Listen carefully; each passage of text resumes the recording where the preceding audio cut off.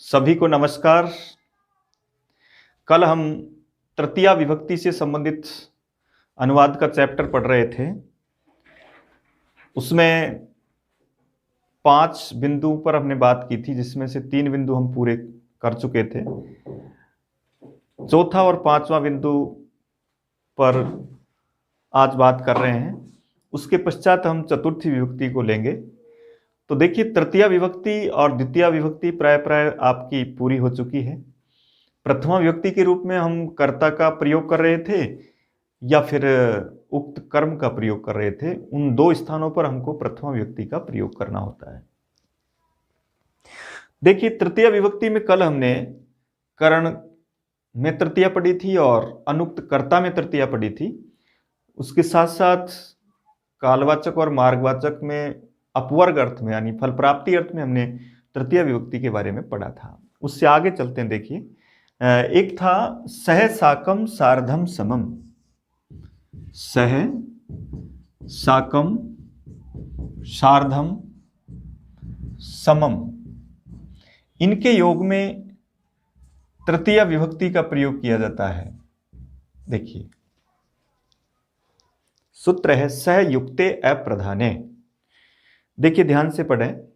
कई बार ऐसा प्रश्न आता है, अभी स्कूल लेक्चर संस्कृत एजुकेशन का जो पेपर था संस्कृत व्याकरण का, उसमें एक प्रश्न आया था कि सयुक्ते प्रधाने, एक वाक्य दे दिया गया था और उसने कहा था कि यहाँ अप्रधान कौन है।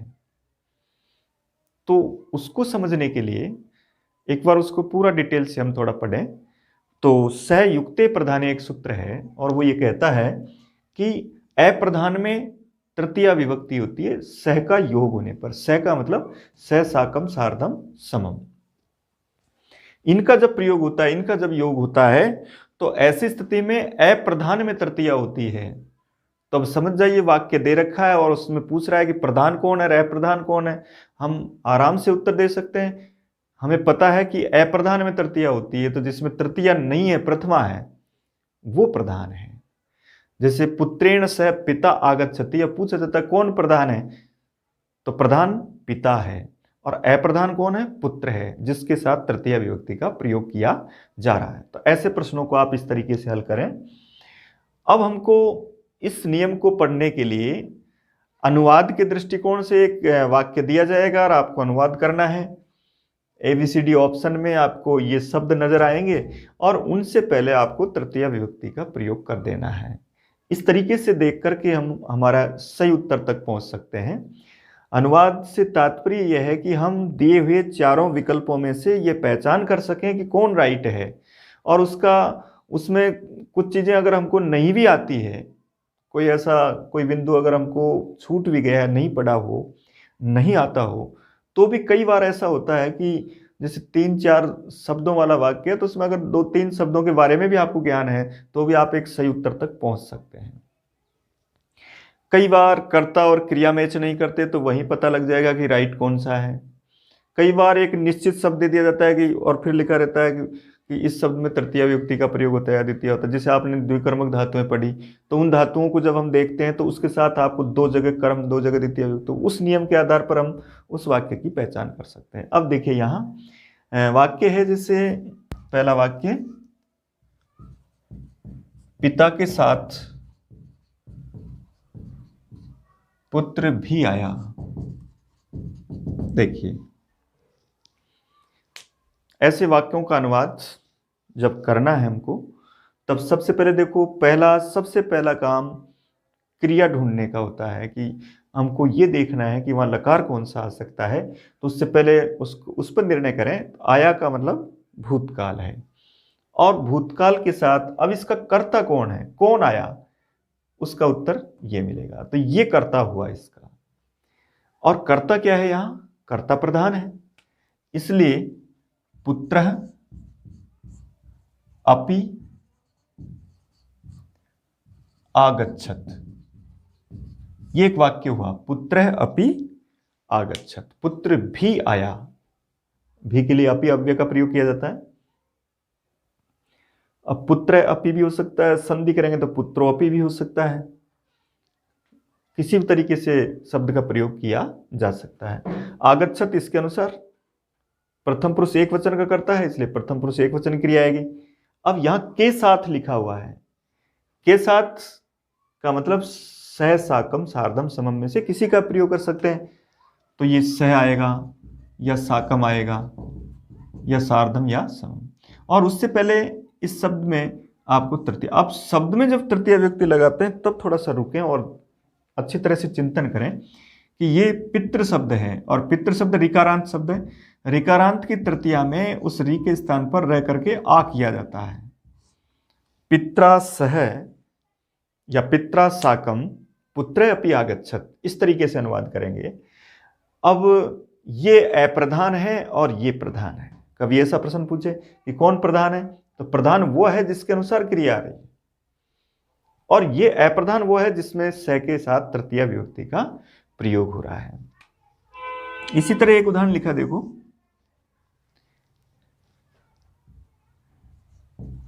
रमा के साथ गीता भी पढ़ती है। देखिए, रमा के साथ गीता भी पढ़ती है, इसका करता है गीता, अपि पठति, और यहां सह, साकम, सार्धम, समम कर सकते हैं। इसके साथ रमया तृतीया करेंगे। आकारांत शब्द की तृतीया विभक्ति में आ को हटाकर या जोड़ा जाता है। रमा से रमया, सीता से सीतया, गीता से गीतया, इस तरीके से हम आकारांत शब्द की तृतीय विभक्ति को जब पढ़ रहे हैं तो तृतीय विभक्ति का नाम आते ही हम सभी प्रकार के शब्दों की तृतीया के बारे में भी जानकारी करें। उसका एक वचन ज्यादा महत्वपूर्ण होता है, क्योंकि द्विवचन और बहुवचन प्राय सरल होते हैं। द्विवचन में सबके पीछे भ्याम जुड़ेगा, बहुवचन में सबके पीछे भी जुड़ेगा, केवल अकारांत शब्द के पीछे आई आएगा, जैसे रामई। बाकी सब में भी आता है, रमा भी, हरि भी, कवि भी, गुरु भी, सभी को भी से पहचाना जाएगा, और वहां तृतीय विभक्ति का हम प्रयोग कर सकते हैं। एक देखिए, एक सुक्ति के रूप में किरातार्जुनीयम में भारवी ने लिखा, वरम विरोधोऽपि समम महात्मभि, समम महात्मभि। अब ये सुक्ति है, एक श्लोक का अंश है। जब हम वाक्य को सामान्य कर्ता कर्म क्रिया से जोड़ते हैं तब एक सिंपल वाक्य के रूप में अनुवाद किया जाता है, लेकिन श्लोक के रूप में छंद के आधार पर शब्दों को का स्थान चेंज कर दिया जाता है। संस्कृत एक ऐसी भाषा जिसको हम शिक्षण विधियों के तौर पर संश्लेषणात्मिका भाषा कह सकते हैं, और संश्लेषणात्मिका भाषा की यह पहचान होती है कि उसका शब्द जहां भी रहेगा वहां अपना अर्थ प्रदान करेगा, उसमें शब्दों का स्थान चेंज करने पर कोई परिवर्तन नहीं होता। ऐसी भाषा संश्लेषणात्मिका भाषा होती है। इसलिए आप महात्मा को यहाँ रखें, कहीं भी रखें, वो अपना अर्थ अपने साथ, जिसके परसर्ग अपने साथ जुड़े हुए हैं, वो संश्लेषणात्मिका भाषा है। हिंदी में ऐसा नहीं होता। हिंदी का परसर्ग शब्द के बाद होता है, जैसे राम का भाई, तो का अलग जुड़ा हुआ है, जबकि इसमें रामस्य होता है, तो उस रामस्य को जहां भी रखेंगे वहां उसका अपना अर्थ जो होगा वही प्रदान करेगा। इसलिए वरम विरोधोपि समम महात्म्यम। तो हमने तो इस पूरे वाक्य में देखा कि इसमें समम शब्द आ रहा है, इसलिए इस समम के योग में तृतीया है।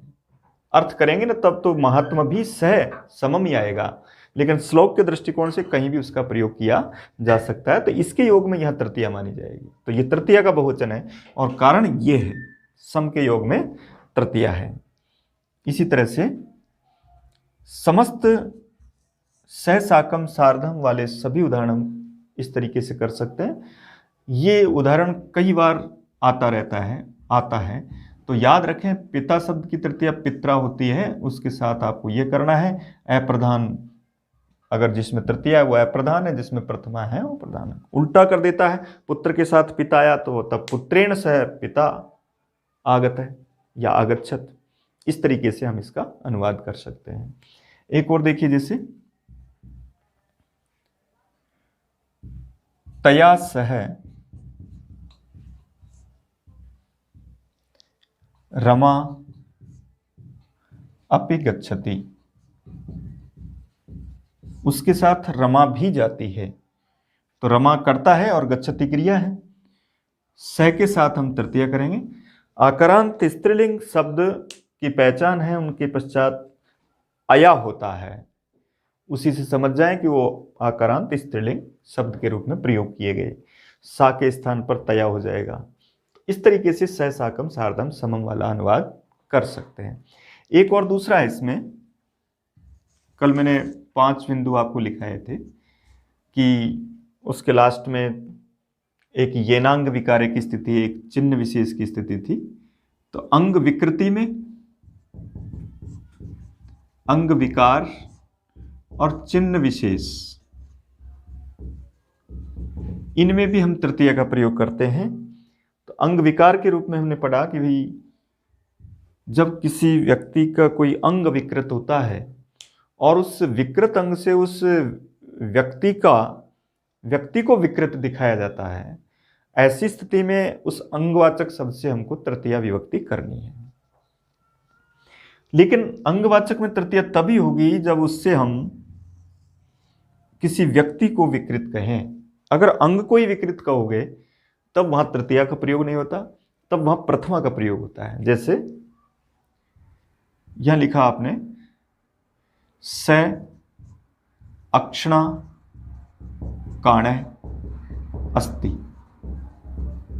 वह आंख से काणा है, तो ये तृतीया विभक्ति। अक्षी शब्द में तृतीया है, मूल शब्द है इसका अक्षी, और इस शब्द में यहां तृतीया विभक्ति का प्रयोग किया गया, कई बार आता है ये, और उसमें आपको बताना है ये नांग विकार सूत्र के रूप में समझ जाएंगे। अंग विकार इसका कारण है, ऐसे ऑप्शन आते हैं तो ये भरें हम। उसके बाद अब जैसे ये कहा जाता है कि अक्षी काणम अस्य अक्षी काणम, देखिए इसकी आंख काणी है, तो यहां व्यक्ति को नहीं दिखाया जा रहा विकृत, यहां केवल अंग को ही विकृत दिखाया जा रहा है, इसलिए इसमें अक्षी में प्रथम व्यक्ति एक वचन का ही प्रयोग होगा। उससे जब व्यक्ति की प्रतीति होती है तो यहां पुल्लिंग शब्द देखिए, यह अक्षी शब्द नपुंसकलिंग, इसके आधार पर काणम आ रहा है, इसलिए ऐसे उदाहरणों में हमको प्रथम व्यक्ति का प्रयोग करना होगा। कई बार मान लो कोई अच्छी परीक्षा ली जाए व्याकरण की, से केवल व्याकरण की परीक्षा है स्कूल लेक्चर संस्कृत एजुकेशन में, इस तरह के प्रश्न आ सकते हैं। वहां रिक्त स्थान दे सकता है, उसने अस्य लिखा, रिक्त स्थान दिया, काणम लिखा, और फिर पूछा क्या आएगा, और वो लिखता है अक्षणा, अक्षी, इस तरीके से चारों विभक्तियां लिख देगा, तब आपको वहां यही भरना है, अक्षणा नहीं भरेंगे। अब आप पूछेंगे क्या पहचान है कि हम अक्षणा कब भरें और अक्षी कब भरें? सीधा उत्तर है कि यहां जब ये जो अंगवाचक शब्द है उसके इधर संबंधवाचक शब्द आ जाता है, काके की चिन्ह वाला षष्ठी विभक्ति, तब समझ जाओ उसका संबंध इससे है, और तब वहां आपको तृतीया नहीं करनी, तब आपको वहां प्रथमा करनी। इस तरीके से जैसे पैर से लंगड़ा तो पादेन खंजय, अब पादेन खंजय है, लेकिन अगर कहें अगर इससे पहले अस्य आ जाए, तस्य आ जाए, रामस्य आ जाए, बालकस्य आ जाए, तब यहां पादेही होगा और खंजय आएगा। और जब कोई नहीं है, किसी से संपर्क नहीं है, इसका मतलब तब आपको उस नियम के आधार पर तृतीया करनी है। इसी तरह जैसे कानों से बहरा, जैसे लिखा देवदत्त कानों से बहरा है, तो देवदत्त है, कर्णाभ्याम बधिरे अस्ति, तो यहां देखिए ये तृतीया है। अब अंडरलाइन आएगा कर्णाभ्याम, और आपसे पूछेगा बताओ कौन सी व्यक्ति है, तो अब कर्णाभ्याम तृतीया में भी बनता है, चतुर्थी और पंचमी तीनों विभक्ति में होता है, लेकिन इसके आधार पर आपको तृतीया भरनी है, कर्णाभ्याम बधिरे। और वहां कहता है बहरा शब्द, लंगड़ा शब्द, काणा शब्द, इस तरह के जो शब्द हैं उनके साथ, जैसे एक लिखा नेत्राभ्याम अंधे, नेत्राभ्याम अंधे, तरह का प्रयोग करेंगे। नेत्रों से अंधा, रिक्त स्थान अंधे आता है और इधर लिखा था नेत्रेण नेत्राभ्याम, तो अंधे के साथ नेत्राभ्याम लिखे, काणे के साथ एक वचन लिखे, नेत्रेण लिखे या अक्षणा लिखे। अंधा दोनों आंखों से, इसलिए वहां नेत्राभ्याम भरेंगे। कर्णेन भी हो सकता है, कर्णाभ्याम भी हो सकता है, कर्णाभ्याम बधिरस्ति। इस तरीके से अंग विकृति के रूप में, एक चिन्ह विशेष के रूप में है, जैसे एक लिखा पुस्तकई छात्र है, एक लिखा जैसे तिलकेन पंडितः, तिलक से पंडित, जटाओं से तपस्वी, पुस्तकों से छात्र, जटा भी तापसे, जटाओं से तपस्वी लगता है। ये पहचान के चिन्ह है। पहचान के चिन्हों से अगर किसी व्यक्ति को पहचाना जा रहा है, वहां उस पहचान का जो चिन्ह विशेष शब्द है उसमें भी हम तृतीय विभक्ति का प्रयोग करते हैं। इस तरीके से आपको अनुवाद करना है। तृतीय विभक्ति में 5 नियम हमने पढ़े। करण देखना है, करण का मतलब जिससे क्रिया सिद्ध हो रही है, ऐसा देखें। उसके बाद मैंने कहा कि अनुक्त कर्ता होना चाहिए। अनुक्त कर्ता से तात्पर्य, अनुक्त कर्ता से तात्पर्य समझ में आएगा आपके। पूरा वाक्य लास्ट में देखें आप, उसमें अगर धातु के पश्चात यते यते यन्ते आता है, अथवा धातु में तय प्रत्यय लिखा है यत् ण्यत्, अथवा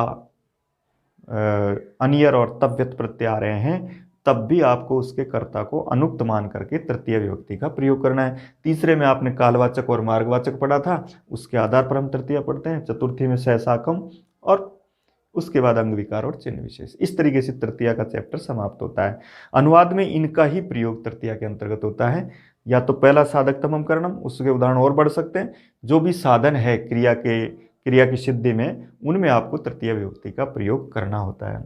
ये मुख्य मुख्य उदाहरण हैं जिनको प्राय परीक्षाओं में पूछा जाता है। इसके आधार पर आप अपने अन्य उदाहरणों की तैयारी कर सकते हैं। अब चतुर्थी विभक्ति के बारे में थोड़ा सा और पढ़ें।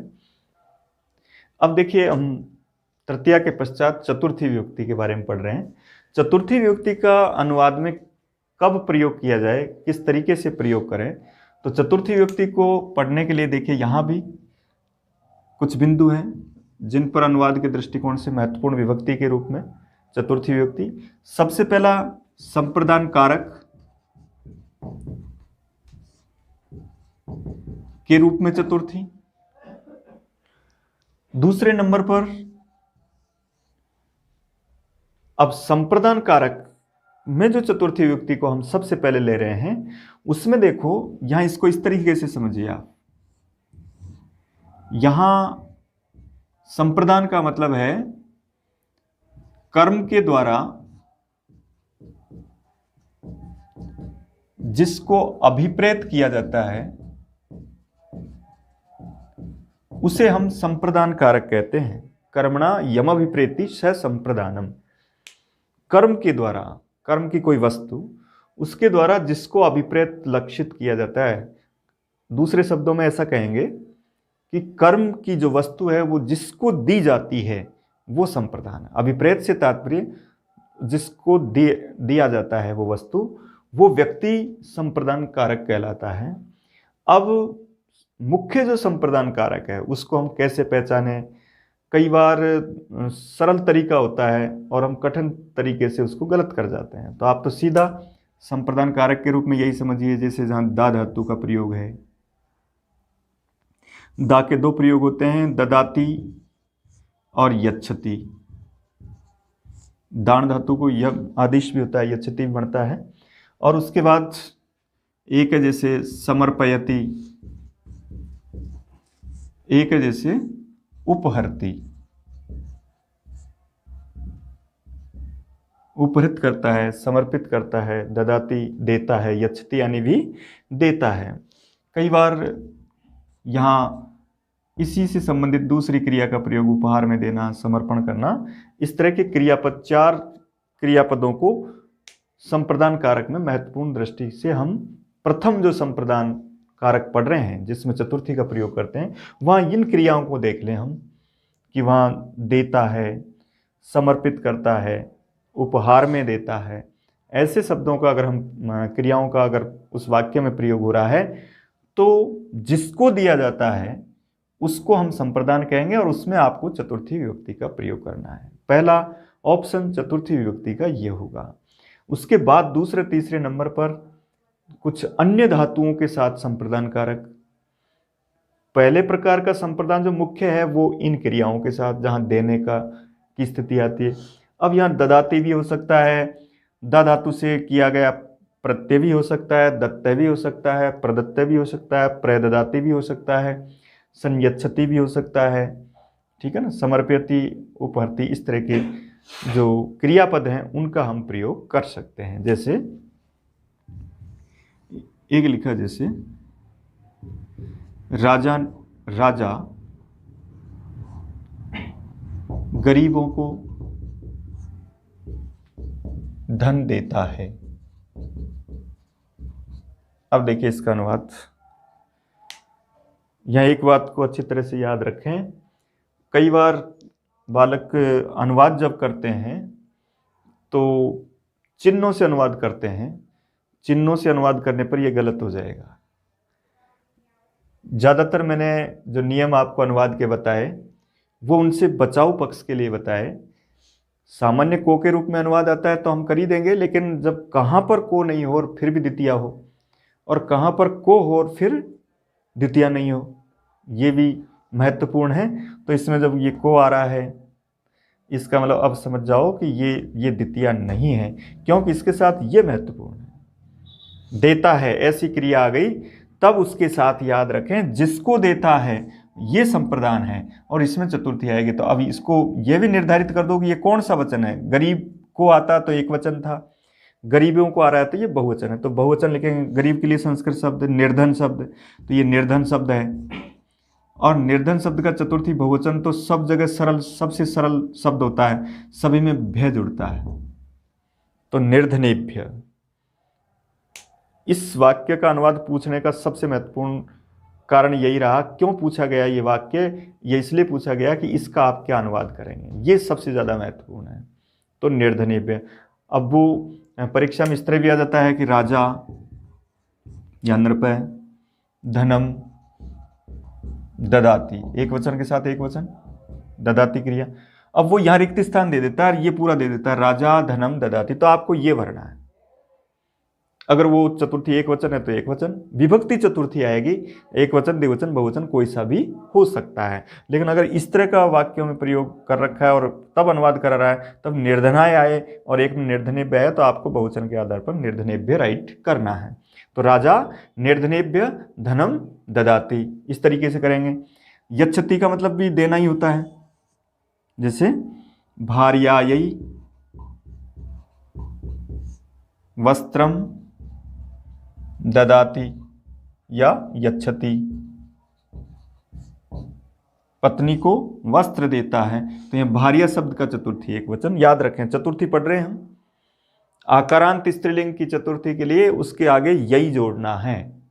सीता यही, भार्या यही, कविता यही, गीता यही, इस तरीके से यही शब्द जोड़ें स्त्रीलिंग के लिए। और पुल्लिंग के लिए आय शब्द होता है आकारांत के लिए, तो भार्या यही वस्त्रम यच्छति, वस्त्र देता। क्या देता है? आराम से कारक का उत्तर भर सकते हैं यहीं, ये कर्म कारक हो गया आपका। और कौन सा हुआ ये अनुक्त कर्म है जिसमें द्वितीय विभक्ति का प्रयोग करते हैं। देने वाला यहाँ है नहीं, लेकिन उसके आधार पर देता है, इसका मतलब ये प्रथम पुरुष एक वचन का कर्ता हो सकता है, या तो स तौते है, स है, या फिर किसी का नाम है। इस तरीके से अनुवाद करें। एक है जैसे समर्पयति और उपहरति। अब यहाँ देने के योग में चतुर्थी आती है, लेकिन जहाँ अशिष्ट व्यवहार में कोई वस्तु दी जाती है तब वहाँ चतुर्थी नहीं, वहाँ तृतीया आती है।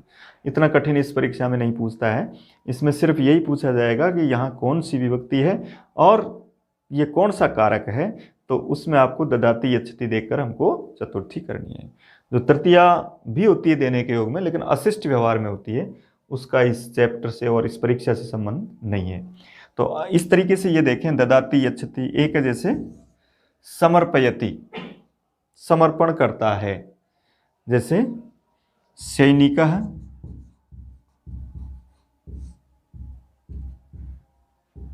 देशाय स्वशरीरम समर्पयति। सैनिक देश के लिए अपना शरीर समर्पित करता है।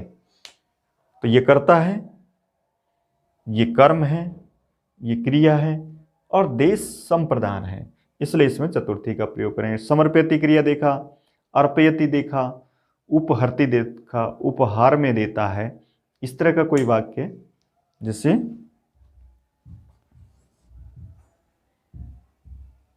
श्यामः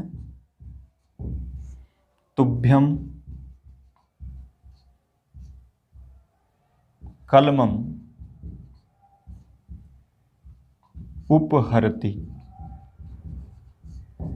श्याम तुमको कलम उपहार में देता है। उपहार में देना ये भी संप्रदान कारक है।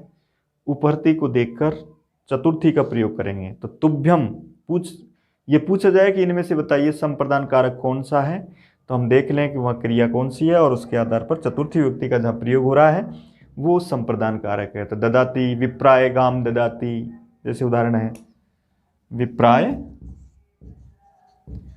गाम ददाति। तो यह विप्राय ये संप्रदान कारक है, क्योंकि गाय एक कर्म की वस्तु है और वो दी जाती है।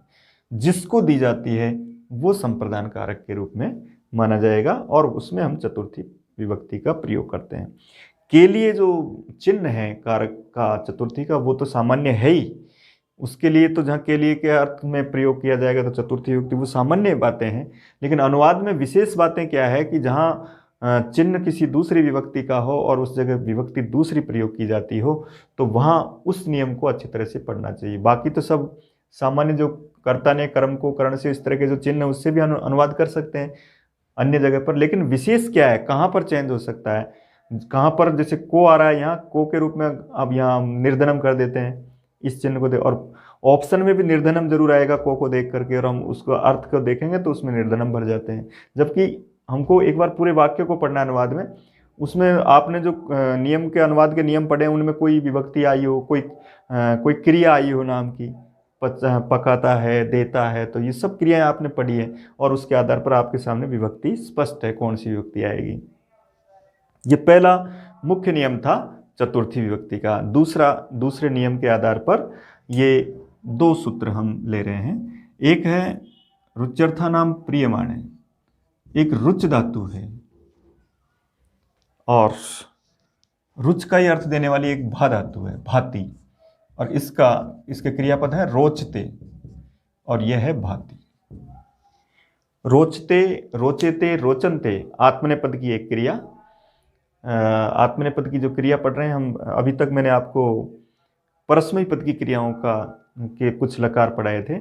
आत्मनेपद का भी एक लट लकार से प्रारंभ करें हम तो रुच धातु या सेव धातु या लव धातु सभी के एक जैसे रूप, जैसे रोचते, रोचेते, रोचनते, सेवते, सेवेते, सेवन्ते, सेव से, सेवेथे, सेवध्वे, सेवे, सेवावहे, सेवामय। इस तरीके से आप आत्मनेपद का लट लकार आज प्रारंभ कर रहे हैं। और रोचते, रोचेते, रोचनते, रोच से, रोचेथे, रोचध्वे, रोचे, रोचावहे, रोचामय। इसी तरह से लव धातु लभते, लभेते, लभन्ते, लभ से, लभेथे, लभध्वे, लभे, लभावहे, लभामय। इस तरीके से आत्मनेपद लट लकार की क्रियाओं के रूप चलेंगे। अब देखिए रुच धातु के लिए महत्वपूर्ण बात क्या है। रुच धातु के जब भी कोई अनुवाद आता है, ये सूत्र भी महत्वपूर्ण है चतुर्थी विभक्ति में। 5 सूत्र विशेष हैं अनुवाद के दृष्टिकोण से भी और कारक विभक्ति के दृष्टिकोण से भी चतुर्थी विभक्ति में, जिनसे ही प्राय प्रश्न आते हैं। तो पहला तो ये है संप्रदान का मुख्य, उसके बाद दूसरा ये है रुच्यर्था नाम प्रियमाण। इसमें सिर्फ ये याद रखना है आपको, यहाँ एक गलती होती है सबसे बड़ी कि जैसे हम ये रोचते लिख रहे हैं, अब लिखा हमने, इसका अनुवाद किया हरि को भक्ति अच्छी लगती है। देखिए इसका अनुवाद करवाया जा रहा है। अब आपको ऐसा वाक्य देख करके यहां से स्टार्ट नहीं करना, उस वाक्य में जो कारक के नियम की मुख्य बात है उसको पकड़ना है। क्या है इनमें, देखा हमने, देना, समर्पित करना, ये देखा गया। अब हम देख रहे हैं कि अच्छा लगना अगर क्रिया आ रही है किसी वाक्य में, इसका मतलब वो इस सेकंड नियम का अनुवाद है। और उसमें क्या सावधानी बरतनी है हमको, उसमें अच्छा लगना के लिए रुच धातु का प्रयोग करना है। अब यहाँ इसमें कई लोग बहुत जो जल्दबाजी करते हैं वो काफ़ी गलत उत्तर भर जाते हैं। इसमें पूछा जाता है बताओ हरि को भक्ति अच्छी लगती है, इसमें कर्ता कौन है? तो इस वाक्य को पढ़ करके लोग सभी कहते हैं ज़्यादातर कि हरि कर्ता है, लेकिन नहीं, इसका कर्ता भक्ति है। भक्ति के अनुसार रोचते आएगा, क्योंकि हरि तो संप्रदान है, जिसको अच्छा लगता है, जिसको अच्छा लगता है वो संप्रदान है। प्रियमाण, प्रियमाण का मतलब प्रसन्न होने वाला, तो हरि प्रसन्न होने वाला है, इसलिए ये संप्रदान है। अब ये करता है हरिये भक्ति रोचते। इसमें हम गलती ये कर जाते हैं, कई बार हम इसमें चतुर्थी कर जाते हैं और इसको कर्ता कर देते हैं, जैसे हरि भक्त ये रोचते, ऐसा अनुवाद कर जाते हैं। ऐसा नहीं करना है। इसमें विशेष सावधानी ये बरतनी है कि अगर रुच धातु का प्रयोग आ रहा है तो जिसको अच्छा लग रहा है वो संप्रदान है, उसको आप कर्ता नहीं माने। कर्ता उसको प्रसन्न करने में जो मदद कर रहा है, जो प्रसन्न कर रहा है, वो करता है। तो हरि को प्रसन्न कौन कर रही है? भक्ति कर रही है, इसलिए भक्ति इसका करता है। तो हरिये भक्ति रोचते, जैसे एक लिखा, बालक को पढ़ना अच्छा लगता है। अब अनुवाद करना है, तो जिसको अच्छा लगता है वो संप्रदान, उसमें चतुर्थी करें आप, तो बालकाय। और उसके बाद जो दूसरा, जो उसको प्रसन्न करने वाला है, वो कर्ता होता है। तो पढ़ना एक सामान्य क्रियावाचक, इसलिए लुट प्रत्यांत शब्द पठनम। अब ये प्रथम व्यक्ति है, ये करता है इसका, और इसके आधार पर रोचते आएगा। बालकाय पठनम रोचते, इस तरीके से अनुवाद करेंगे। एक है जैसे तुम्हें खेलना अच्छा लगता है। अब देखिए, तुभ्यम ये संप्रदान है। संप्रदान कारक की पहचान के लिए चिन्ह नहीं, केवल के लिए चिन्ह ही संप्रदान में पर्याप्त नहीं है, वहां कुछ क्रिया विशेष होती है जिससे भी हम संप्रदान की पहचान करते हैं। तो तुभ्यम क्रीडनम, लुट प्रत्यांत शब्द क्रीडनम।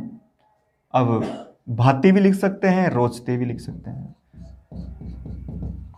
दोनों क्रियाएं। रुच्यर्थानाम, रुचि अर्थ वाली कोई भी क्रिया, रोचते भी आ सकता है, भाति भी आ सकता है, इसके आधार पर। तो तुभ्यम क्रीडनम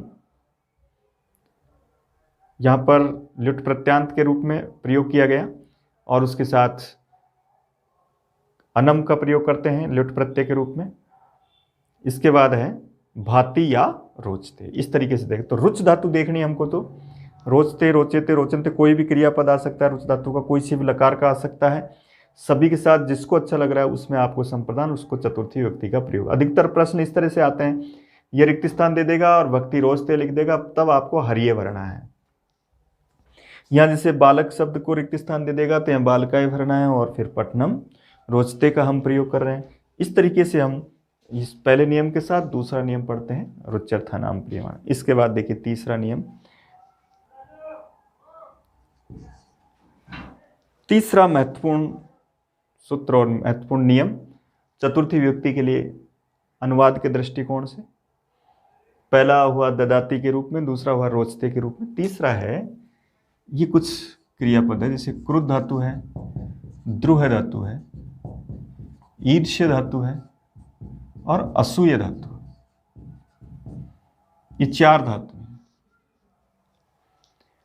इन चार धातुओं के साथ क्रुद्ध, द्रुह, ईर्ष्य और असूय अर्थ वाली धातुओं के साथ, क्रुद्ध के साथ कुप्यति भी आ सकता है क्योंकि वहां क्रोध अर्थ वाली धातु है। तो इन धातुओं के साथ जिस पर क्रोध किया जाता है, यम प्रति कोप है, जिसके प्रति क्रोध किया जाता है उसमें चतुर्थी का प्रयोग करते हैं। तो हमको देखना है क्रुद्ध धातु, अधिकतर उदाहरण क्रुद्ध और द्रुह के ही आते हैं, लेकिन चारों का नाम याद रखें, क्रुद्ध, द्रुह, ईर्ष्य और असूया। क्रोधो अक्षमा, तो यहां एक क्रियापद आएगा क्रुध्यति, एक आएगा द्रुह्यति, एक आएगा ईर्ष्यति और एक आएगा असूयति। ये इनके क्रियापद के रूप में लट लकार में रूप है। क्रुध्यति, क्रुध्यत, क्रुध्यन्ति। इसी तरह द्रुह्यति, द्रुह्यत, द्रुह्यन्ति। ईर्ष्यति, ईर्ष्यत, ईर्ष्यन्ति। असूयति, असूयत, असूयन्ति। जिस पर क्रोध करता है, कई बार आता है ये वाक्य, पहला वाक्य कई बार आया हुआ है। ये पूछा गया, पिता पुत्र पर क्रोध करता है, कई बार इसका अनुवाद पूछा गया, याद रखें, आ सकता है, संभावना है। तो पिता पुत्र पर क्रोध करता है, ऐसा इसका जब अनुवाद करते हैं तो ये इसका देखिए करता है पिता।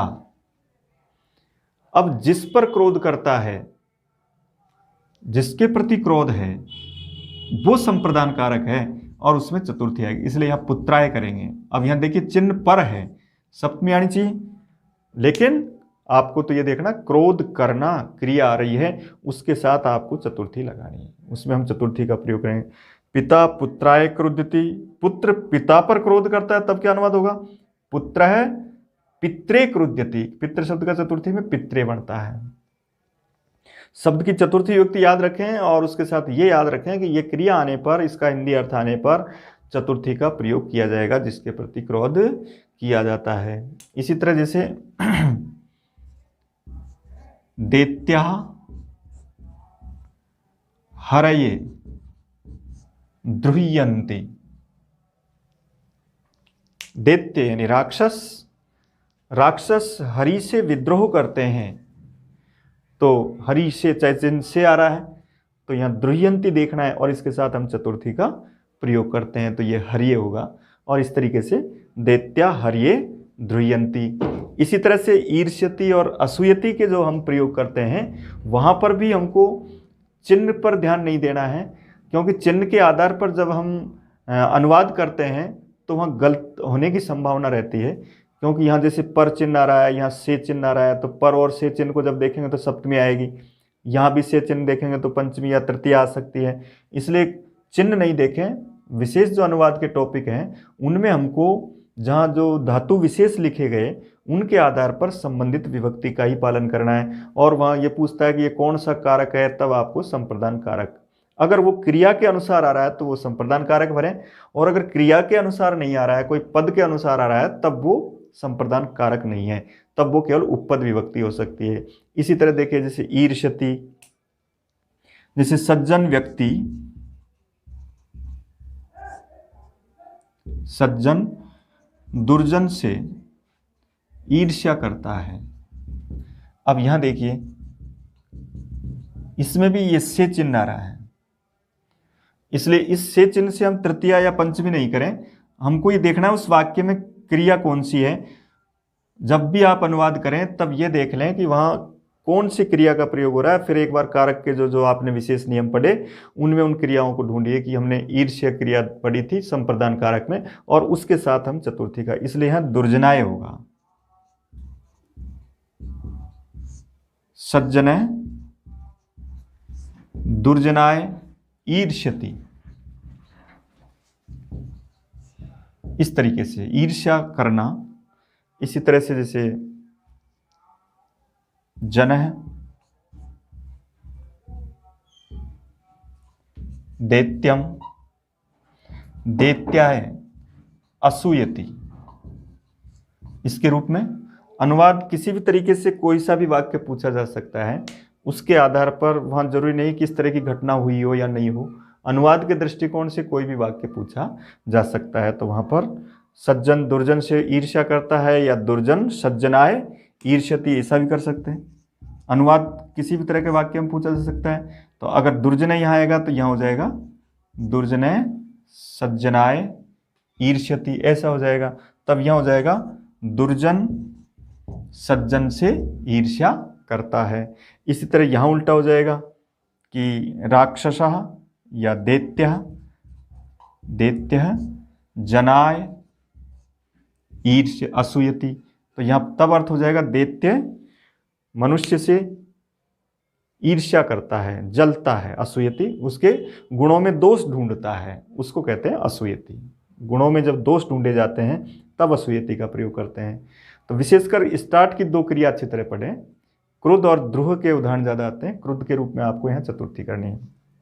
ये जरूर याद रख लें कि कहीं पर भी अगर ये जैसे संक्रुध्यति आता है या अभिक्रुध्यति आता है या अभिद्रुह्यति आता है तो इनके साथ द्वितीय आएगी, इनके साथ कर्म कारक होगा वो। ये कई बार पूछा जाता है, तो इन दोनों को समानांतर पढ़ें।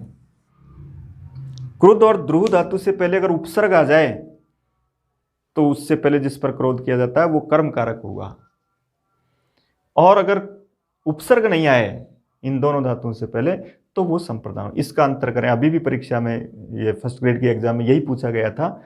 यहाँ कोई दूसरा शब्द था, उसमें अभिद्रुहित, फिर पूछा गया था ये कौन सा कारक है, तो उपसर्ग आ रहा है तब आपको उसको कर्म कारक के रूप में बताना है। इस प्रकार से हम ये अनुवाद के तीसरे नियम को पढ़ रहे हैं। एक और नियम है, वो थोड़ा व्यापक विस्तृत है, उसको हम कल की क्लास में पढ़ेंगे। आज के लिए इतना ही पर्याप्त है। सभी को नमस्कार। कल हम तृतीया विभक्ति से संबंधित अनुवाद का चैप्टर पढ़ रहे थे। उसमें 5 बिंदुओं पर हमने बात की थी, जिसमें से 3 बिंदु हम पूरे कर चुके थे। चौथा और 5वां बिंदु पर आज बात कर रहे हैं। उसके पश्चात हम चतुर्थी विभक्ति को लेंगे। तो देखिए, तृतीया विभक्ति और द्वितीय विभक्ति प्राय आपकी पूरी हो चुकी है। प्रथमा विभक्ति के रूप में हम कर्ता का प्रयोग कर रहे थे या फिर उक्त कर्म का प्रयोग कर रहे थे। उन 2 स्थानों पर हमको प्रथमा विभक्ति का प्रयोग करना होता है। देखिए, तृतीय विभक्ति में कल हमने करण में तृतीया पढ़ी थी और अनुक्त कर्ता में तृतीया पढ़ी थी। उसके साथ साथ कालवाचक और मार्गवाचक में अपवर्ग अर्थ में यानी फल प्राप्ति अर्थ में हमने तृतीय विभक्ति के बारे में पढ़ा था। उससे आगे चलते हैं। देखिए, एक था सह साकम सार्धम समम। सह साकम सार्धम समम, इनके योग में तृतीय विभक्ति का प्रयोग किया जाता है। देखिए, सूत्र है सह युक्ते अप्रधाने। देखिए, ध्यान से पढ़ें।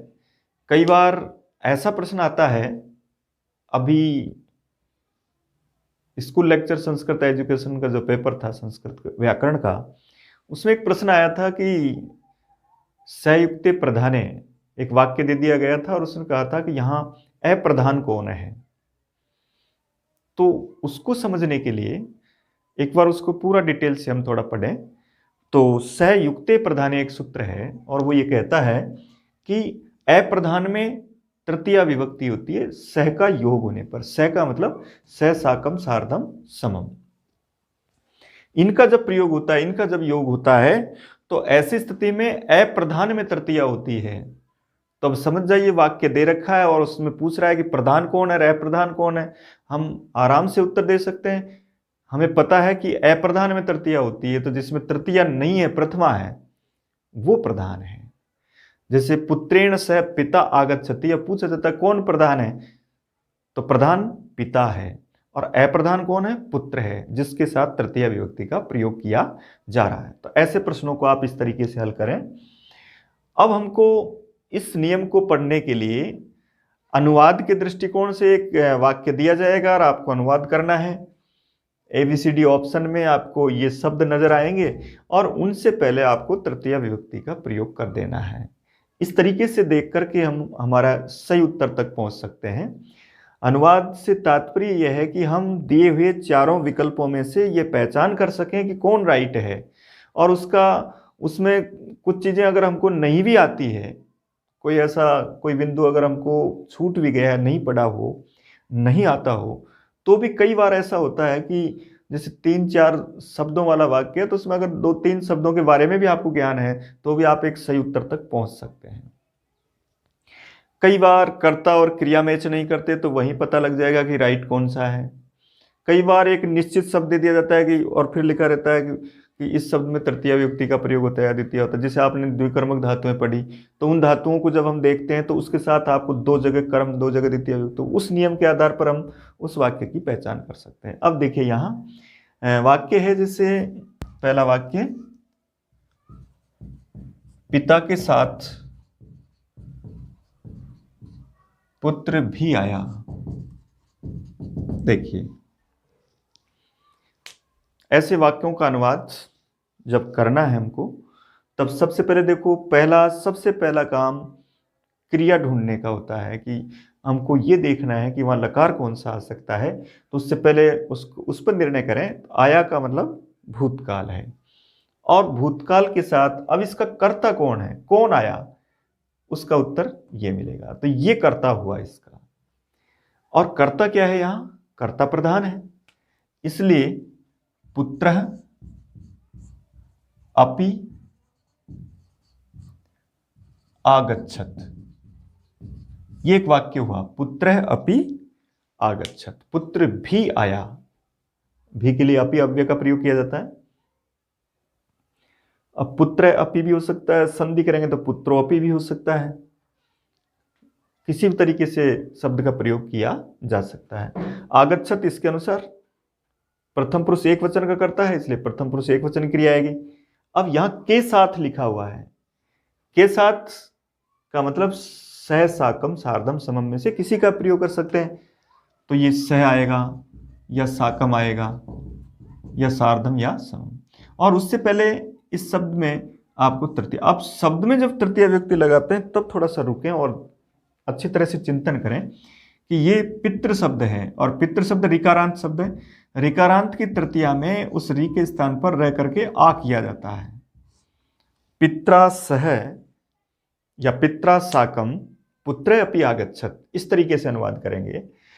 अब ये अप्रधान है और ये प्रधान है। कभी ऐसा प्रश्न पूछे कि कौन प्रधान है, तो प्रधान वो है जिसके अनुसार क्रिया आ रही है, और ये अप्रधान वो है जिसमें स के साथ तृतीय विभक्ति का प्रयोग हो रहा है।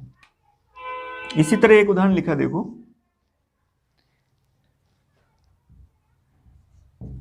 रमा के साथ गीता भी पढ़ती है। देखिए रमा के साथ गीता भी पढ़ती है, इसका कर्ता है गीता, अपि पठति।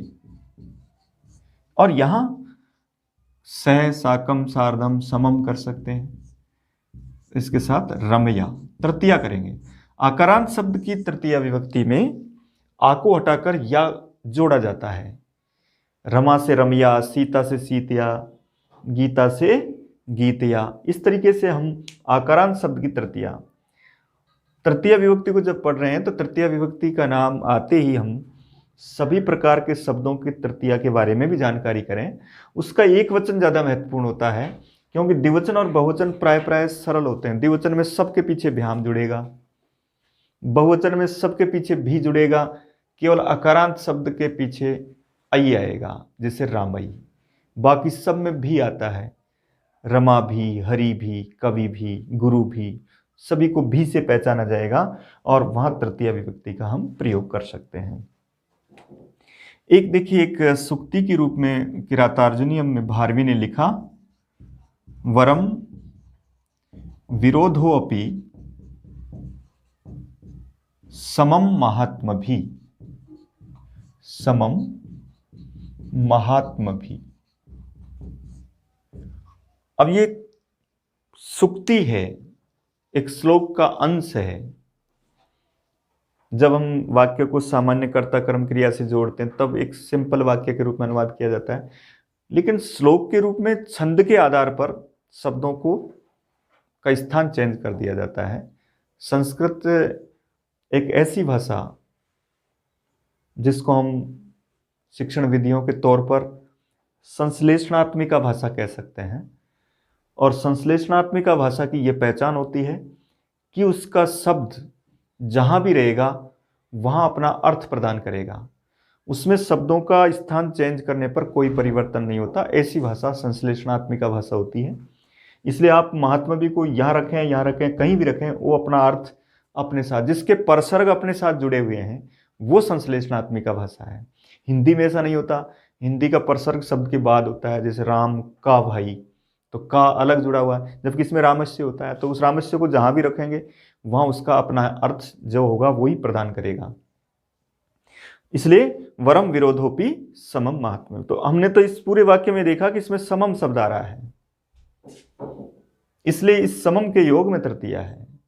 अर्थ करेंगे ना तब तो महात्मा भी सह समम ही आएगा, लेकिन श्लोक के दृष्टिकोण से कहीं भी उसका प्रयोग किया जा सकता है। तो इसके योग में यह तृतीया मानी जाएगी। तो यह तृतीया का बहुवचन है और कारण ये है, सम के योग में तृतीया है।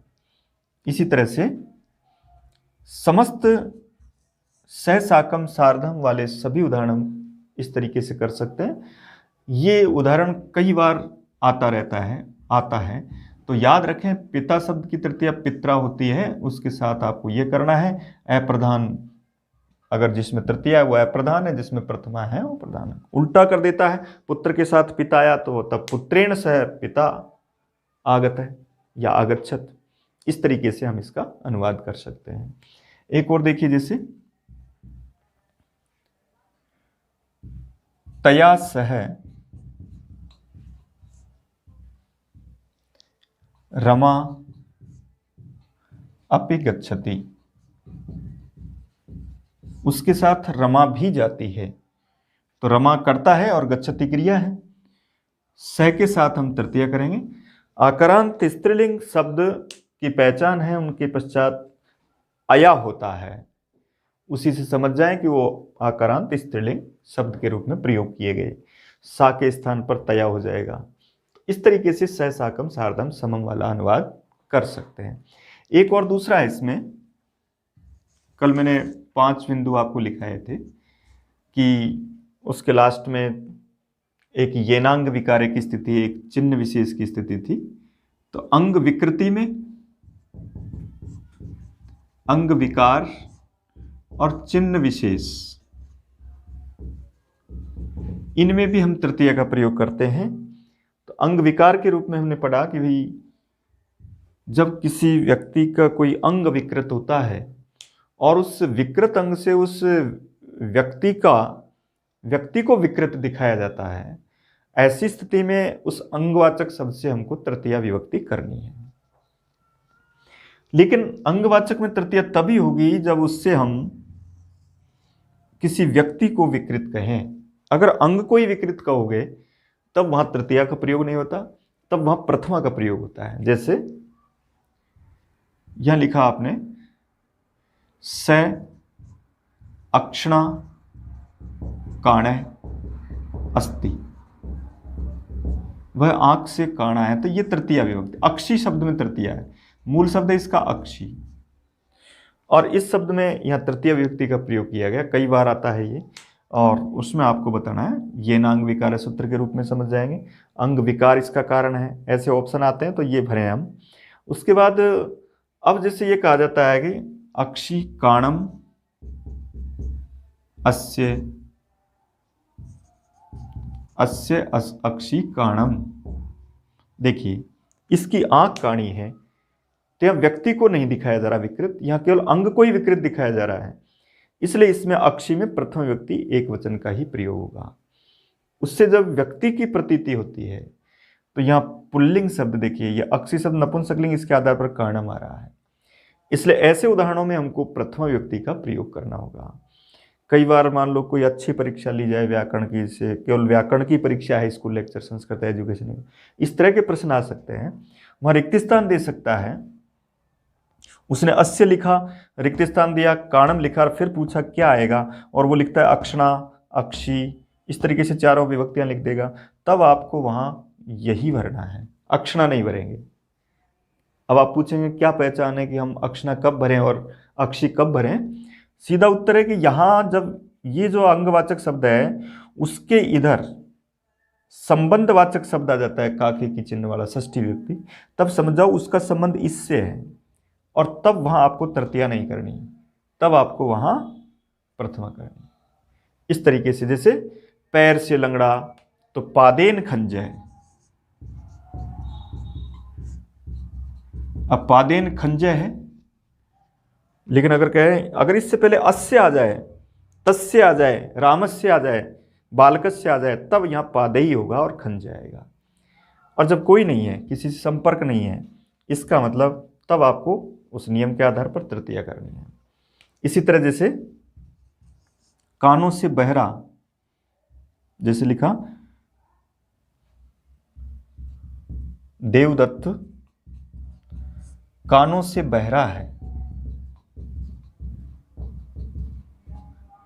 तो देवदत्त है, कर्णाभ्याम बधिर अस्ति, तो यहां देखिए ये तृतीया है। अब अंडरलाइन आएगा कर्णाभ्याम, और आपसे पूछेगा बताओ कौन सी व्यक्ति है, तो अब कर्णाभ्याम तृतीया में भी बनता है, चतुर्थी और पंचमी तीनों व्यक्ति में होता है, लेकिन इसके आधार पर आपको तृतीया भरनी है।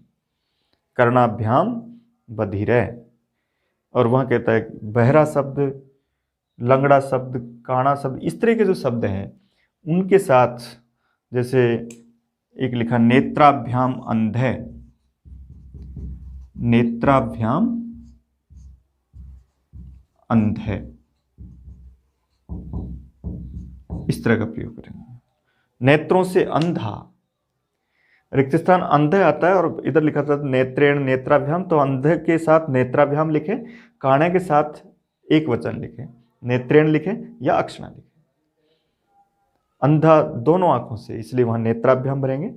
कर्णेन भी हो सकता है, कर्णाभ्याम भी हो सकता है, कर्णाभ्याम बधिर अस्ति।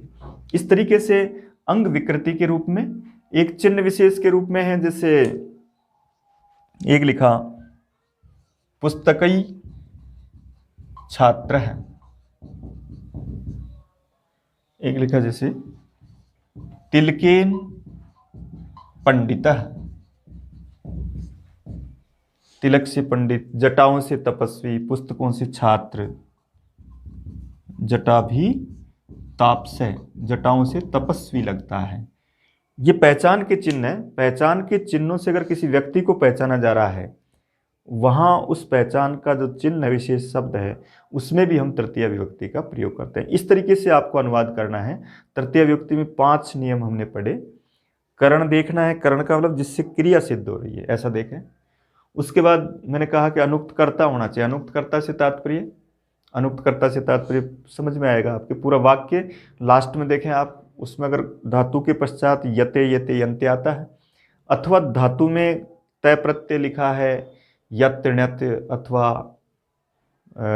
अनियर और तव्यत प्रत्यय आ रहे हैं, तब भी आपको उसके कर्ता को अनुक्त मान करके तृतीय विभक्ति का प्रयोग करना है। तीसरे में आपने कालवाचक और मार्गवाचक पढ़ा था, उसके आधार पर हम तृतीया पढ़ते हैं। चतुर्थी में सहसाकम, और उसके बाद अंग विकार और चिन्ह विशेष। इस तरीके से तृतीया का चैप्टर समाप्त होता है। अनुवाद में इनका ही प्रयोग तृतीया के अंतर्गत होता है। या तो पहला साधक तमम करणम, उसके उदाहरण और बढ़ सकते हैं। जो भी साधन है क्रिया की सिद्धि में, उनमें आपको तृतीय विभक्ति का प्रयोग करना होता है।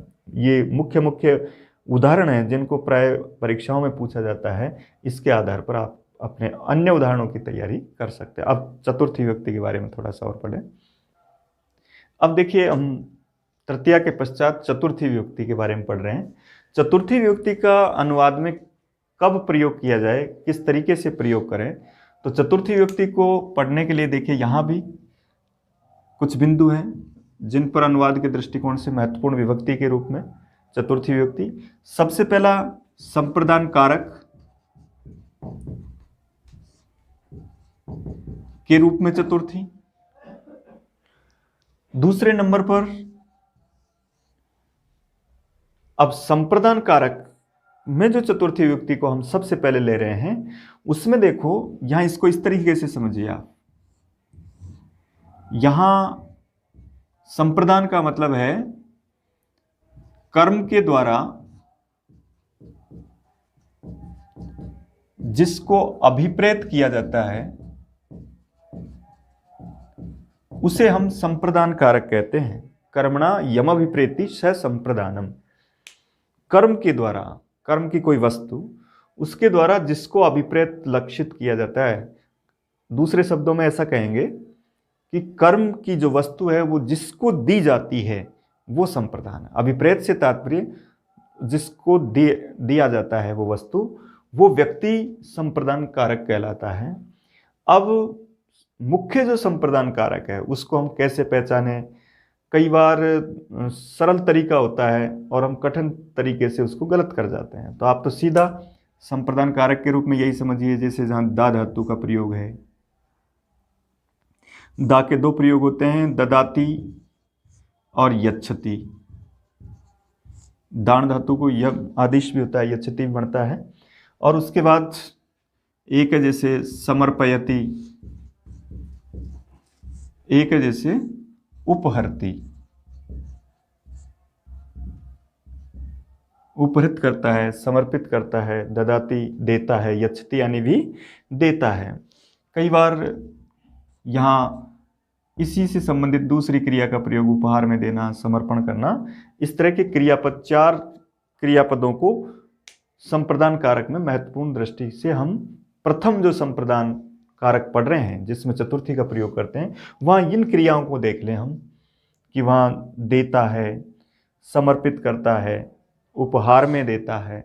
ऐसे शब्दों का अगर हम, क्रियाओं का अगर उस वाक्य में प्रयोग हो रहा है तो जिसको दिया जाता है उसको हम संप्रदान कहेंगे और उसमें आपको चतुर्थी विभक्ति का प्रयोग करना है। पहला ऑप्शन चतुर्थी विभक्ति का ये होगा। उसके बाद दूसरे तीसरे नंबर पर कुछ अन्य धातुओं के साथ संप्रदान कारक। पहले प्रकार का संप्रदान जो मुख्य है वो इन क्रियाओं के साथ, जहां देने का की स्थिति आती है। अब यहाँ ददाती भी हो सकता है, दा धातु से किया गया प्रत्यय भी हो सकता है, दत्तय भी हो सकता है, प्रदत्तय भी हो सकता है, प्रददाती भी हो सकता है, संयच्छति भी हो सकता है, ठीक है ना, समर्पयति, उपहरति, इस तरह के जो क्रियापद हैं उनका हम प्रयोग कर सकते हैं। जैसे एक लिखा, जैसे राजा गरीबों को धन देता है। अब देखिए इसका अनुवाद।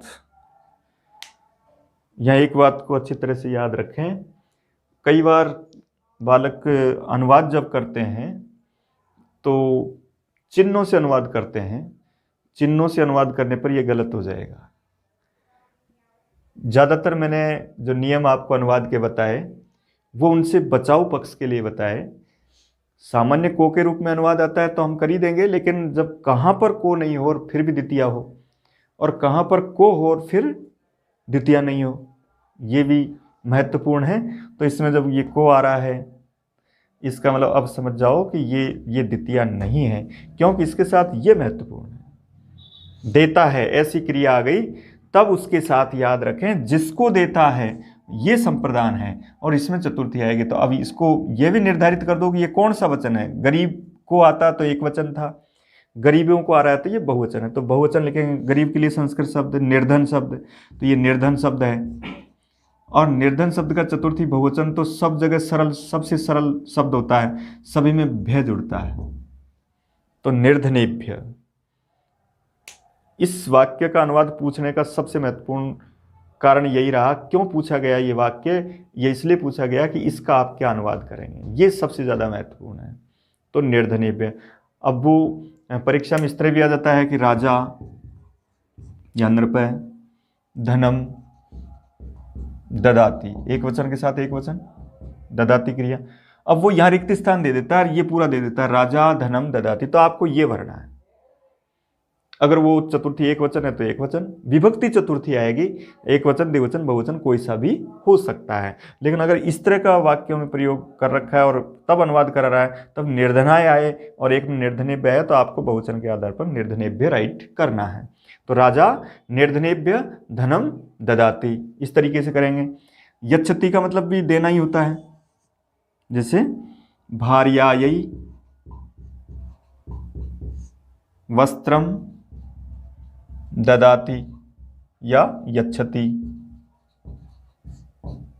पत्नी को वस्त्र देता है। तो यह भार्या शब्द का चतुर्थी एक वचन याद रखें। चतुर्थी पढ़ रहे हैं हम, आकारांत स्त्रीलिंग की चतुर्थी के लिए उसके आगे यही जोड़ना है। सीता यही, भार्या यही, कविता यही, गीता यही, इस तरीके से यही शब्द जोड़ें स्त्रीलिंग के लिए।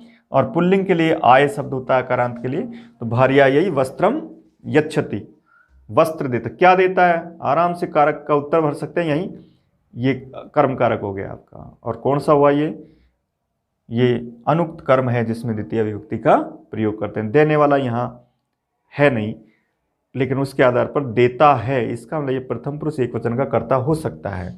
या तो स तौते है, स है, या फिर किसी का नाम है। इस तरीके से अनुवाद करें। एक है जैसे समर्पयति और उपहरति। अब यहाँ देने के योग में चतुर्थी आती है, लेकिन जहाँ अशिष्ट व्यवहार में कोई वस्तु दी जाती है तब वहाँ चतुर्थी नहीं, वहाँ तृतीया आती है। इतना कठिन इस परीक्षा में नहीं पूछता है। इसमें सिर्फ यही पूछा जाएगा कि यहाँ कौन सी विभक्ति है और ये कौन सा कारक है। तो उसमें आपको ददाती यच्छति देखकर हमको चतुर्थी करनी है। जो तृतीया भी होती है देने के योग में, लेकिन अशिष्ट व्यवहार में होती है, उसका इस चैप्टर से और इस परीक्षा से संबंध नहीं है। तो इस तरीके से ये देखें, ददाती यच्छति। एक है जैसे समर्पयति, समर्पण करता है, जैसे सैनिकः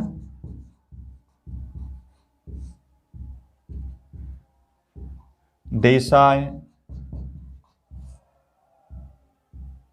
स्वशरीरम समर्पयति। सैनिक देश के लिए अपना शरीर समर्पित करता है।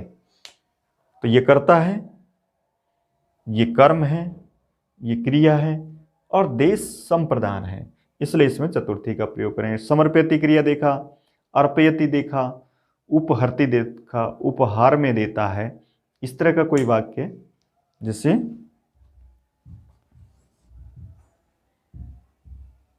श्यामः तुभ्यं कलमं उपहरति। श्याम तुमको कलम उपहार में देता है। उपहार में देना ये भी संप्रदान कारक है। उपहरति को देखकर चतुर्थी का प्रयोग करेंगे। तो तुभ्यम ये पूछा जाए कि इनमें से बताइए संप्रदान कारक कौन सा है, तो हम देख लें कि वह क्रिया कौन सी है, और उसके आधार पर चतुर्थी विभक्ति का जहाँ प्रयोग हो रहा है वो संप्रदान कारक है। तो ददाती, विप्राय गाम ददाती, जैसे उदाहरण है विप्राय गाम ददाती। तो यहाँ विप्राय ये संप्रदान कारक है, क्योंकि गाय एक कर्म की वस्तु है और वो दी जाती है। जिसको दी जाती है वो संप्रदान कारक के रूप में माना जाएगा, और उसमें हम चतुर्थी विभक्ति का प्रयोग करते हैं। के लिए जो चिन्ह है कारक का चतुर्थी का, वो तो सामान्य है ही। उसके लिए तो जहाँ के लिए के अर्थ में प्रयोग किया जाएगा तो चतुर्थी विभक्ति, वो सामान्य बातें हैं। लेकिन अनुवाद में विशेष बातें क्या है कि जहाँ चिन्ह किसी दूसरी विभक्ति का हो और उस जगह विभक्ति दूसरी प्रयोग की जाती हो, तो वहाँ उस नियम को अच्छी तरह से पढ़ना चाहिए। बाकी तो सब सामान्य, जो कर्ता ने कर्म को करण से इस तरह के जो चिन्ह, उससे भी अनुवाद कर सकते हैं अन्य जगह पर। लेकिन विशेष क्या है, कहाँ पर चेंज हो सकता है, कहाँ पर जैसे को आ रहा है, यहाँ को के रूप में अब यहाँ हम निर्धनम कर देते हैं इस चिन्ह को और ऑप्शन में भी निर्धनम जरूर आएगा को देख करके, और हम उसको अर्थ को देखेंगे तो उसमें निर्धनम भर जाते हैं। जबकि हमको एक बार पूरे वाक्य को पढ़ना अनुवाद में, उसमें आपने जो नियम के अनुवाद के नियम पढ़े उनमें कोई विभक्ति आई हो, कोई क्रिया आई हो नाम की, पकाता है, देता है, तो ये सब क्रियाएं आपने पढ़ी है, और उसके आधार पर आपके सामने विभक्ति स्पष्ट है कौन सी विभक्ति आएगी। ये पहला मुख्य नियम था चतुर्थी विभक्ति का। दूसरे नियम के आधार पर ये दो सूत्र हम ले रहे हैं। एक है रुच्यर्था नाम प्रियमाणे, एक रुच धातु है, और रुच का ही अर्थ देने वाली एक भा धातु है, भाति, और इसके क्रियापद है रोचते, और यह है भाति। रोचते, रोचेते, रोचनते आत्मनेपद की एक क्रिया। आत्मनेपद की जो क्रिया पढ़ रहे हैं हम, अभी तक मैंने आपको परस्मयी पद की क्रियाओं के कुछ लकार पढ़ाए थे।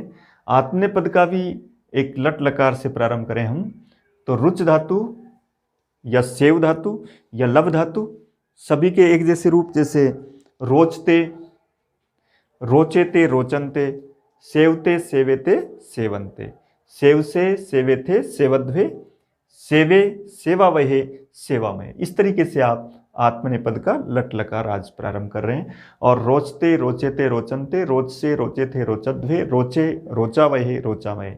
इसी तरह से लव धातु, लभते, लभेते, लभन्ते, लभ से, लभेथे, लभध्वे, लभे, लभावहे, लभामय। इस तरीके से आत्मनेपद लट लकार की क्रियाओं के रूप चलेंगे। अब देखिए रुच धातु के लिए महत्वपूर्ण बात क्या है। रुच धातु के जब भी कोई अनुवाद आता है, ये सूत्र भी महत्वपूर्ण है चतुर्थी विभक्ति में। 5 सूत्र विशेष हैं अनुवाद के दृष्टिकोण से भी और कारक विभक्ति के दृष्टिकोण से भी चतुर्थी विभक्ति में, जिनसे ही प्राय प्रश्न आते हैं। तो पहला तो ये है संप्रदान का मुख्य, उसके बाद दूसरा ये है रुच्यर्थानाम प्रीयमाणम। इसमें सिर्फ ये याद रखना है आपको, यहाँ एक गलती होती है सबसे बड़ी, कि जैसे हम ये रोचते लिख रहे हैं, अब लिखा हमने, इसका अनुवाद किया हरि को भक्ति अच्छी लगती है। देखिए इसका अनुवाद करवाया जा रहा है। अब आपको ऐसा वाक्य देख करके यहां से स्टार्ट नहीं करना, उस वाक्य में जो कारक के नियम की मुख्य बात है उसको पकड़ना है। क्या है इनमें, देखा हमने देना, समर्पित करना, ये देखा गया। अब हम देख रहे हैं कि अच्छा लगना अगर क्रिया आ रही है किसी वाक्य में, इसका मतलब वो इस सेकंड नियम का अनुवाद है। और उसमें क्या सावधानी बरतनी है हमको, उसमें अच्छा लगना के लिए रुच धातु का प्रयोग करना है। अब यहाँ इसमें कई लोग बहुत जो जल्दबाजी करते हैं वो काफ़ी गलत उत्तर भर जाते हैं। इसमें पूछा जाता है बताओ हरि को भक्ति अच्छी लगती है, इसमें कर्ता कौन है। तो इस वाक्य को पढ़ करके लोग सभी कहते हैं ज़्यादातर कि हरि कर्ता है, लेकिन नहीं, इसका कर्ता भक्ति है। भक्ति के अनुसार रोचते आएगा, क्योंकि हरि तो संप्रदान है, जिसको अच्छा लगता है, जिसको अच्छा लगता है वो संप्रदान है। प्रियमाण, प्रियमाण का मतलब प्रसन्न होने वाला, तो हरि प्रसन्न होने वाला है, इसलिए ये संप्रदान है। अब ये करता है हरिये भक्ति रोचते। इसमें हम गलती ये कर जाते हैं, कई बार हम इसमें चतुर्थी कर जाते हैं और इसको कर्ता कर देते हैं, जैसे हरि भक्त ये रोचते, ऐसा अनुवाद कर जाते हैं। ऐसा नहीं करना है। इसमें विशेष सावधानी ये बरतनी है कि अगर रुच धातु का प्रयोग आ रहा है तो जिसको अच्छा लग रहा है वो संप्रदान है, उसको आप कर्ता नहीं माने। कर्ता उसको प्रसन्न करने में जो मदद कर रहा है, जो प्रसन्न कर रहा है, वो करता है। तो हरि को प्रसन्न कौन कर रही है, भक्ति कर रही है, इसलिए भक्ति इसका करता है। तो हरिये भक्ति रोचते, जैसे एक लिखा बालक को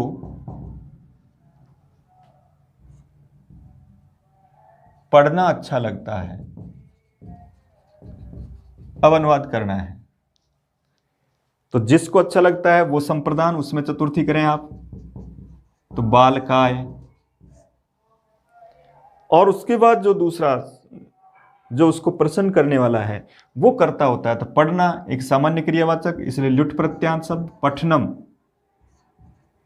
अब ये प्रथम व्यक्ति है, ये करता है इसका, और इसके आधार पर रोचते आएगा। बालकाय पठनम रोचते, इस तरीके से अनुवाद करेंगे। एक है जैसे तुम्हें खेलना अच्छा लगता है। अब देखिए तुभ्यम, ये संप्रदान है।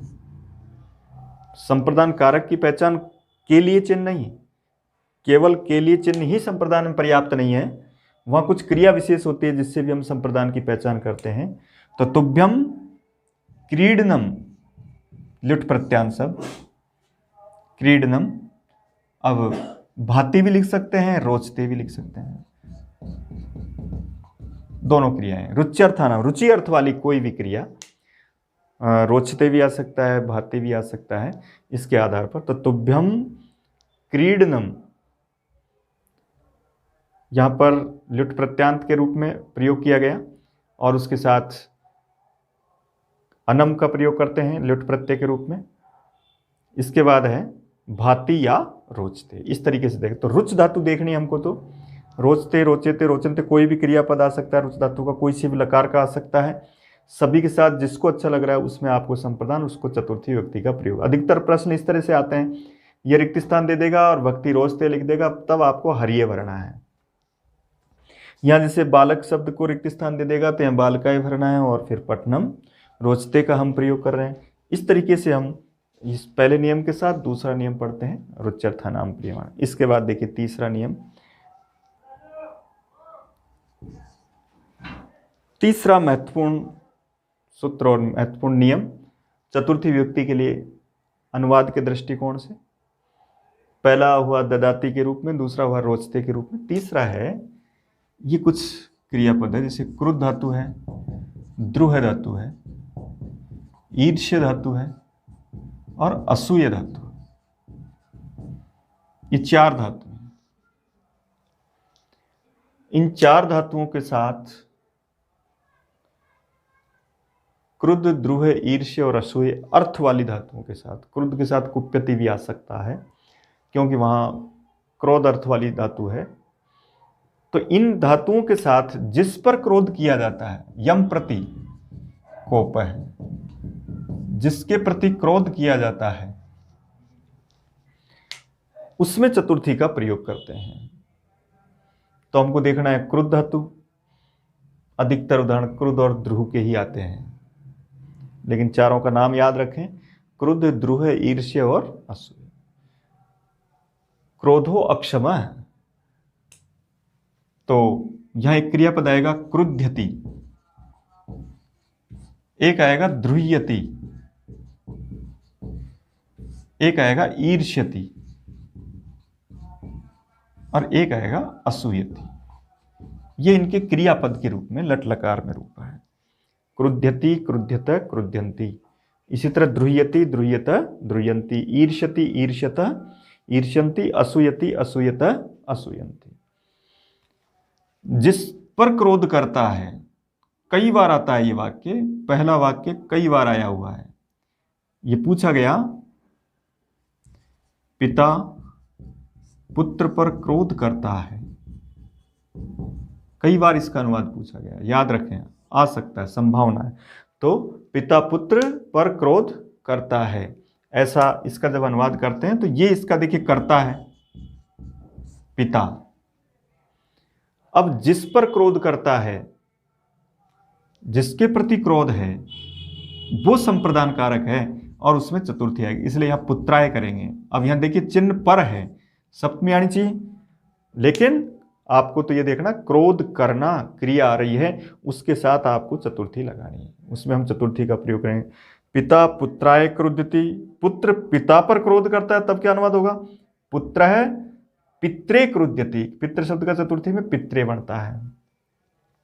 शब्द की चतुर्थी विभक्ति याद रखें और उसके साथ ये याद रखें कि ये क्रिया आने पर, इसका हिंदी अर्थ आने पर चतुर्थी का प्रयोग किया जाएगा जिसके प्रति क्रोध किया जाता है। इसी तरह जैसे दैत्या हरये द्रुह्यन्ति। दैत्य यानी राक्षस, राक्षस हरि से विद्रोह करते हैं, तो हरि से चैतन्य से आ रहा है, तो यहां द्रुह्यन्ति देखना है और इसके साथ हम चतुर्थी का प्रयोग करते हैं, तो ये हरिये होगा। और इस तरीके से दैत्या हरिये द्रुह्यन्ति। इसी तरह से ईर्ष्यति और असूयति के जो हम प्रयोग करते हैं, वहां पर भी हमको चिन्ह पर ध्यान नहीं देना है, क्योंकि चिन्ह के आधार पर जब हम अनुवाद करते हैं तो वहाँ गलत होने की संभावना रहती है। क्योंकि यहाँ जैसे पर चिन्ह आ रहा है, यहाँ से चिन्ह आ रहा है, तो पर और से चिन्ह को जब देखेंगे तो सप्तमी आएगी, यहाँ भी से चिन्ह देखेंगे तो पंचमी या तृतीया आ सकती है। इसलिए चिन्ह नहीं देखें, विशेष जो अनुवाद के टॉपिक हैं उनमें हमको जहाँ जो धातु विशेष लिखे गए उनके आधार पर संबंधित विभक्ति का ही पालन करना है। और वहाँ ये पूछता है कि ये कौन सा कारक है, तब आपको संप्रदान कारक, अगर वो क्रिया के अनुसार आ रहा है तो वो संप्रदान कारक भरें, और अगर क्रिया के अनुसार नहीं आ रहा है, कोई पद के अनुसार आ रहा है, तब वो संप्रदान कारक नहीं है, तब वो केवल उपपद विभक्ति हो सकती है। इसी तरह देखिए जैसे ईर्ष्यति, जैसे सज्जन व्यक्ति, सज्जन दुर्जन से ईर्ष्या करता है। अब यहां देखिए इसमें भी ये से चिन्ह आ रहा है, इसलिए इस से चिन्ह से हम तृतीया या पंचमी नहीं करें, हमको ये देखना है उस वाक्य में क्रिया कौन सी है। जब भी आप अनुवाद करें तब ये देख लें कि वहां कौन सी क्रिया का प्रयोग हो रहा है। फिर एक बार कारक के जो आपने विशेष नियम पढ़े उनमें उन क्रियाओं को ढूंढिए कि हमने ईर्ष्य क्रिया पढ़ी थी संप्रदान कारक में, और उसके साथ हम चतुर्थी का, इसलिए यहां दुर्जनाय होगा। सज्जनय दुर्जनाय ईर्ष्यति, इस तरीके से ईर्ष्या करना। इसी तरह से जैसे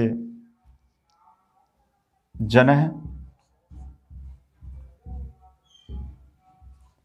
दैत्यम दैत्याय असूयति, इसके रूप में अनुवाद किसी भी तरीके से कोई सा भी वाक्य पूछा जा सकता है, उसके आधार पर वहां जरूरी नहीं कि इस तरह की घटना हुई हो या नहीं हो, अनुवाद के दृष्टिकोण से कोई भी वाक्य पूछा जा सकता है। तो वहां पर सज्जन दुर्जन से ईर्ष्या करता है या दुर्जन सज्जनाय ईर्ष्यति, ऐसा भी कर सकते हैं।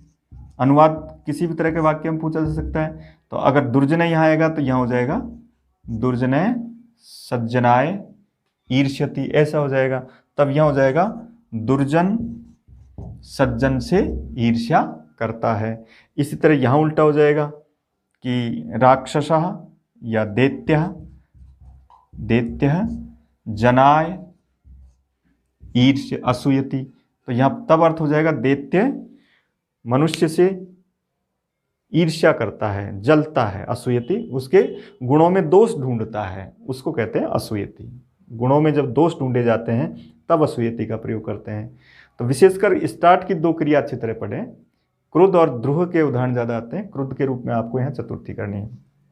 ये जरूर याद रख लें कि कहीं पर भी अगर ये जैसे संक्रुध्यति आता है या अभिक्रुध्यति आता है या अभिद्रुह्यति आता है, तो इनके साथ द्वितीय आएगी, इनके साथ कर्म कारक होगा वो, ये कई बार पूछा जाता है। तो इन दोनों को समानांतर पढ़ें।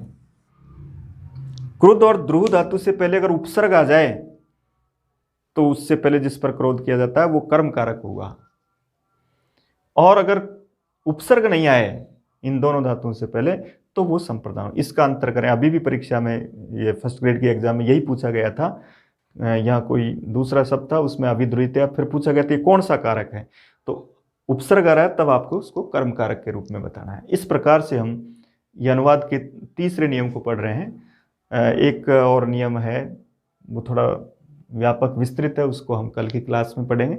आज के लिए इतना ही पर्याप्त।